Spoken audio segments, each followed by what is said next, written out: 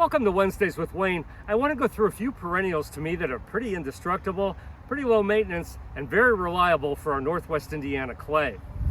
Let's start with the baby doll Phlox. Again, I think this is pretty tolerant of our conditions. I like the baby doll pink as well as white. They're pretty reliable in terms of the bloom.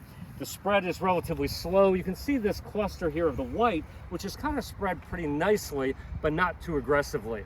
They bloom after the creeping phlox and right before the garden phlox, which next door here I think again is another very reliable phlox for us called ultraviolet.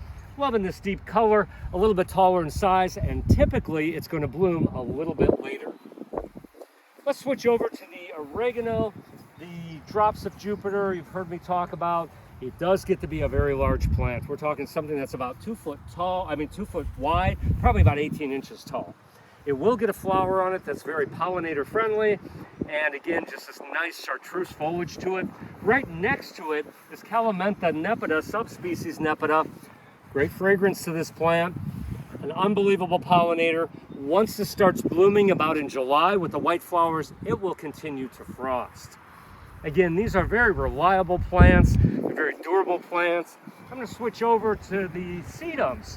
Sedums, as we know, are super low maintenance. This one is Pride and Joy. We fell in love with Pure Joy a number of years ago. Pride and Joy is very similar in the fact that it's very short. It really does not split apart. It does bloom late, and the coloring is a little more vibrant than that of Pure Joy.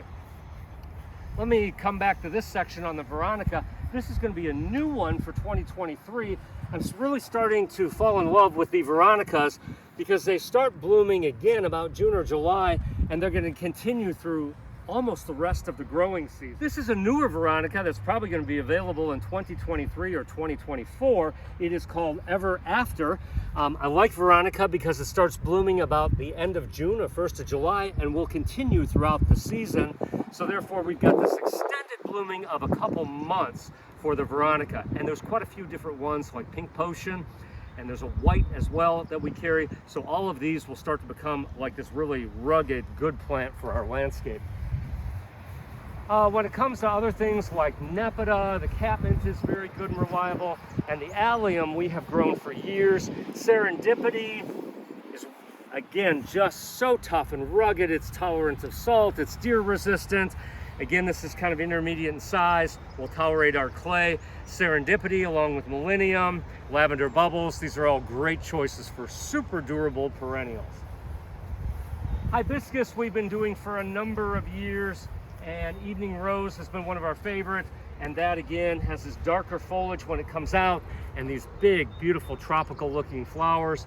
They come up very late, but again, very reliable for summer bloom. Let's drop back to the heucheras. I was starting to grow some of the Timeless series. This Timeless Night has this really dark foliage and does some repeat in terms of blooming. A great heuchera. That would join with things like Caramel that have been so tough and so reliable. And let's end with this purple foliage again of the penstemon. This is Blackbeard. You're seeing the flowers that come up, which are kind of a light lavender color. The foliage has these purplish tinge, very durable, can take hot conditions, can take our clay soils. So thank you for joining me for some of these tough and rugged perennial choices for your landscape of Northwest Indiana. And remember, beautiful landscapes start here.